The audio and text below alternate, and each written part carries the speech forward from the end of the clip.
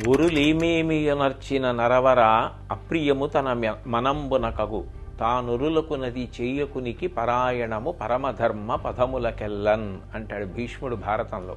మనం ఎవరినైనా ఇతరుల్ని ఏదైనా అనే ముందు వాళ్ళు మనని అట్లా అంటే మనకెంత బాధ కలుగుతుందా సంతోషం కలుగుతుందా ఆలోచించాలి.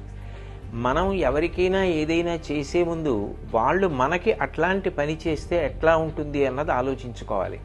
మనం ఇతరులను ఒక మాట అంటే వాళ్ళు బాధపడతారు అని తెలిసినప్పుడు అటువంటి మాటలు మాట్లాడకూడదు.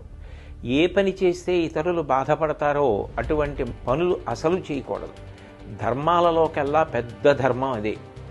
కాబట్టి సంయమనం అన్నది పాటించాలి. 84 లక్షల జీవరాశులలో వాక్కు ఉన్నది మనుష్యుడికొక్కడే. ఆ మనుష్యుడు తన వాక్కుని 10 మంది శాంతి కోసం సంతోషం కోసం వాడాలి తప్ప ఇతరుల మనసులు గాయపడడానికి మాటని వాడకూడదు.